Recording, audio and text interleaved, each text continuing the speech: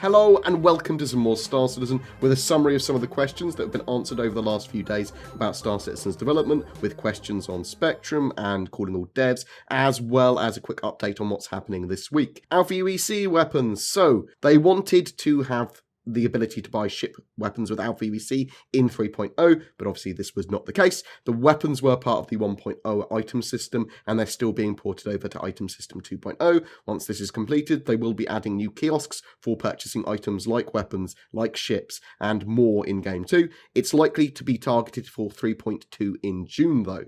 AI turrets and auto turrets. They are currently working on turret gameplay in general. Manned turrets are a focus though, getting them up to spec first, and then they're going to be focused on AI turrets, NPC turrets, slave turrets in player ships, getting that experience done after.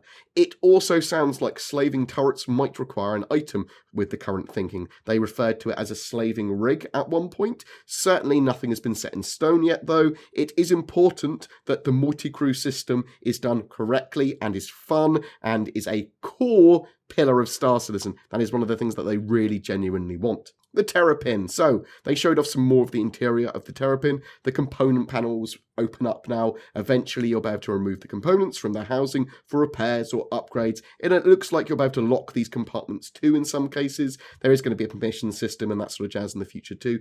They are currently getting the pilot and support seats set up in the Terrapin.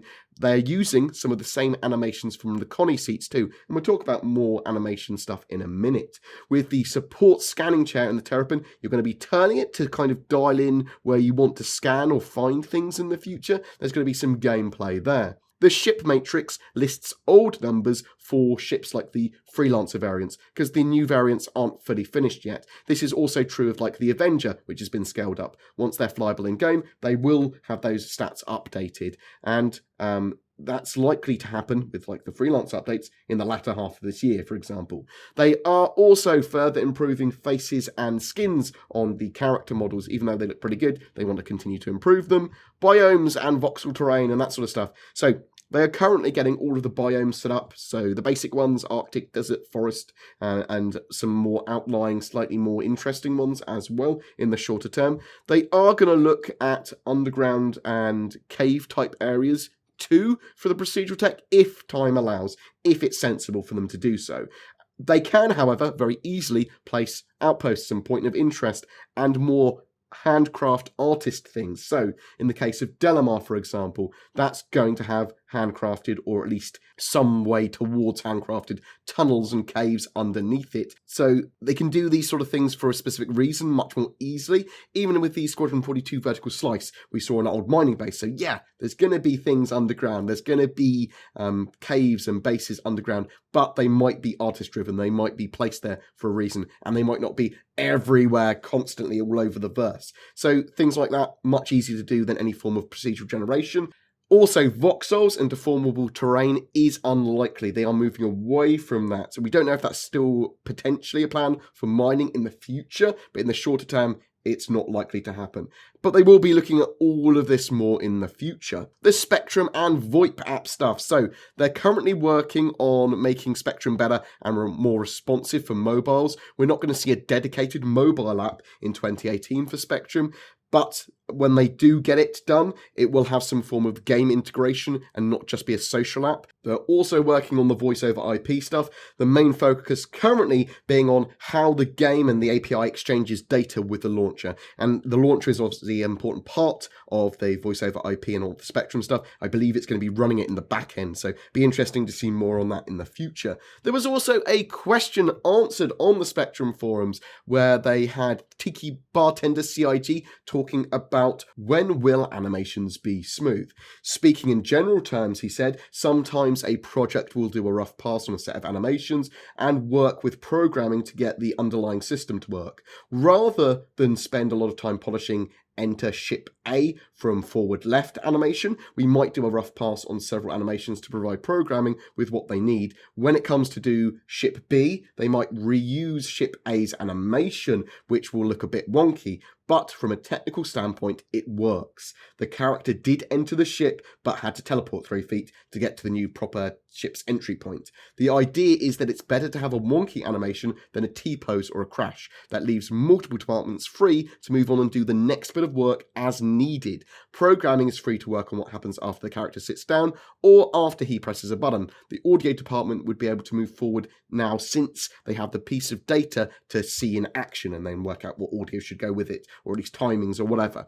Generally, this methodology allows animation to then go back at a later date and provide a more polished version that will just overwrite what's already there and everything looks smoother, hopefully. Because of all this, as others have suggested, it may take a while to get these files polished up, but it is important that it happens eventually. So this is good to hear. I'm very happy for them to use stand-in kind of animations and stuff to push stuff down the pipeline. It just seems clever and efficient. And at the end of the day, we are playing an alpha of a game. None of this is finalized, so it's good that they can move on with parts of the project. I don't mind them using stand-in animations and that sort of stuff if they work.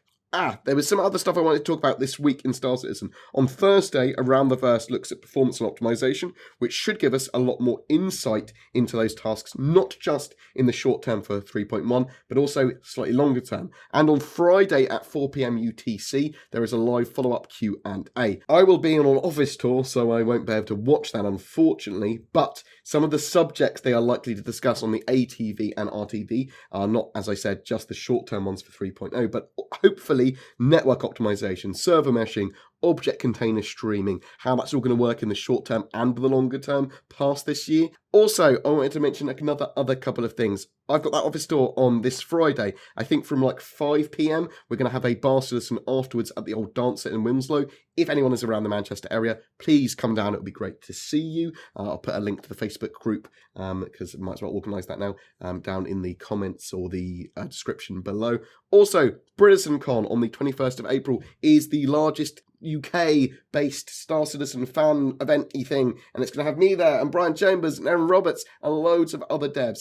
Please check that out if you're interested. It is a ticketed event, and they're trying to sell tickets so they can support more and more events. But check that out.